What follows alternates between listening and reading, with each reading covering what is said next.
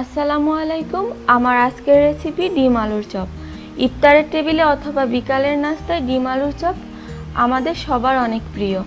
আর এই চপের স্বাদ যদি হয় বাজার থেকে কিনে আনা চপের থেকে অনেক বেশি স্বাদের, তাহলে আর কি চাই। চলুন তাহলে রেসিপিটা শুরু করা যাক। রেসিপিটি শুরু করার আগে একটা রিকোয়েস্ট থাকবে, আমার আজকের রেসিপি যদি আপনাদের কাছে ভালো লেগে থাকে তাহলে আমার চ্যানেলটি সাবস্ক্রাইব করে রাখবেন। ডিম চপ তৈরি করার জন্য আমি একটি বোলের ভিতরে 3টা মিডিয়াম সাইজের আলু আগে থেকে সিদ্ধ করে নিয়েছি, আর আলুগুলোকে আমি আগে থেকে কেটে নিয়েছি। আর এখন আমি আলুগুলোকে এমন ম্যাশড করে নিব। আপনারা চাইলে হাত দিয়েও এই কাজটা করতে পারেন। খুব ভালো করে আমি ম্যাশড করে নিয়েছি, এর ভিতরে কোনো গোটা নেই। এখন আমি এর ভিতরে দিয়ে দিচ্ছি ধনিয়ার গুঁড়া 1/2 চা চামচ পরিমাণ, আর তারপরে আমি দিয়ে দিচ্ছি চিলি ফ্লেক্স 1 Tsp পরিমাণ। আর এখন আমি দিয়ে দিব চাট মশলা 1/2 Tsp পরিমাণ।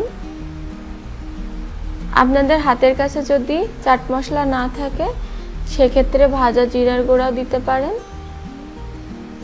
আর এখন দিয়ে দিচ্ছি পেঁয়াজ বেরেস্তা 1/4 কাপ। আমি একটু হাত দিয়ে এমন ডলে ডলে দিচ্ছি।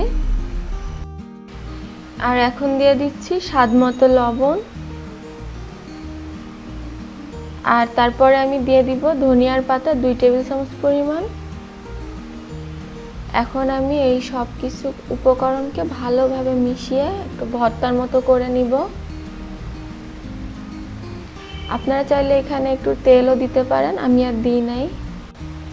এখন আমি এই ভর্তাটাকে একটা সাইডে রেখে দিয়ে আমি আগে থেকে সিদ্ধ করা ডিমটাকে কেটে নিব। আমার এখানে 2টা ডিম লেগেছে, আমি আপনাদেরকে একটা কেটে দেখিয়ে দিচ্ছি এটা কিভাবে কাটতে হবে। এই যে দেখুন, আমি ডিমগুলোকে এইভাবে কেটে নিচ্ছি। আপনারা চাইলে কিন্তু ডিমগুলোকে লম্বা করেও কাটতে পারেন। এখন আমি চপের শেপগুলো দিয়ে নিব, আর তার জন্য আমি হাতে একটু তেল মাখিয়ে নিয়েছি। আর এখন আমি একটুখানি ভর্তা নিয়ে নিলাম, নিয়ে একটু এমন করে চেপে দিচ্ছি। আর এখানে একটা ডিমের পিস দিয়ে দিব। আপনারা একটু ভালো করে লক্ষ্য করলেই বুঝতে পারবেন। এখন আমি আবারও উপর থেকে একটু আলু ভর্তা দিয়ে দিব, দিয়ে চারপাশ থেকে ভালো করে সিল করে দিব। এটা যেন কোনোভাবে ফাঁকা না থাকে, তাহলে কিন্তু বের হয়ে আসবে। এই যে দেখুন, আমি এইভাবে সবগুলো চপের শেপ করে নিব। চপের শেপগুলো করা শেষ। এখন আমি একটা মিশ্রণ তৈরি করে নিব। তার জন্য আমি কর্নফ্লাওয়ার নিয়েছি 2 টেবিল চামচ পরিমাণ, আর 2 টেবিল চামচ পরিমাণ দিয়েছি ময়দা। আপনারা চাইলে কিন্তু পুরোটা মিশ্রণ ময়দা দিয়েও করতে পারেন।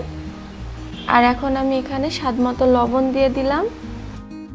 এখন আমি একটু একটু করে পানি দিয়ে আমি ব্যাটারটাকে তৈরি করে নিব। একবারে পানি দিতে যাবেন না, আর এই ব্যাটারটা খুব বেশি পাতলাও হবে না, খুব বেশি ঘনও হবে না। আমার এখানে প্রায় 2 টেবিল চামচের মতো পানি লেগেছে, আপনাদের কম বা বেশিও লাগতে পারে। এখন আমি ব্রেড ক্রাম্বস নিয়ে নিয়েছি পাশে। আর এখন আমি চপগুলোকে কোট করে নিব। প্রথমে আমি এই ব্যাটারের ভিতরে এপিট ওপিট করে উল্টিয়ে পাল্টিয়ে নিয়ে আমি ব্রেড ক্রাম্বসের ভিতরে দিয়ে দিব।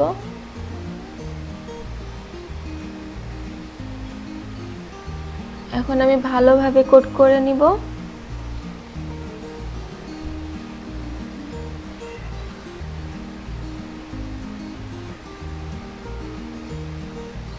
এই যে দেখুন, আমার কোট করা হয়ে গেছে।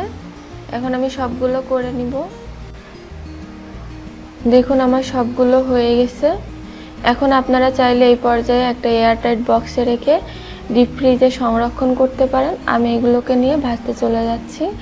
আমি চুলায় একটা প্যান বসিয়ে তার ভিতরে পর্যাপ্ত পরিমাণ তেল নিয়ে তেলটা গরম করে আমি চপগুলোকে ছেড়ে দিচ্ছি। আর এই পর্যায়ে কিন্তু চুলার আঁচটা মিডিয়ামে থাকবে।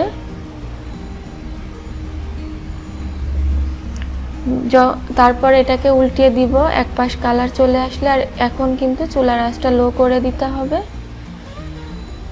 না হলে কিন্তু ভিতর থেকে কাঁচা থেকে যাবে আর উপর থেকে কালার চলে আসবে। দেখুন আমি চপগুলো কেমন কালার করে ভেজে নিয়েছি। এখন আমি তেল থেকে উঠিয়ে নিচ্ছি। চপগুলো আমার হয়ে গেছে। আপনারা অবশ্যই বাসায় ট্রাই করবেন। আর এখন আমি আপনাদেরকে একটা চপ কেটে দেখাচ্ছি এটা কেমন হয়েছে। আর আমার আজকের ভিডিওটা আপনাদের কাছে কেমন লাগলো প্লিজ কমেন্ট করে জানাবেন। আর একটা লাইক দিয়ে দিবেন। আপনাদের একটা লাইক এবং কমেন্টস আমাকে অনেক উৎসাহিত করে। তাহলে আজকে আমি এখানেই বিদায় নিচ্ছি। আল্লাহ হাফেজ।